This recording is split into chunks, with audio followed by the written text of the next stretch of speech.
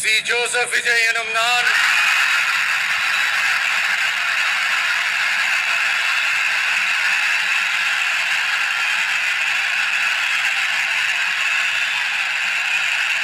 சட்டப்படி அமைக்கப்பெற்ற இந்திய அரசியல் அமைப்பின்பால்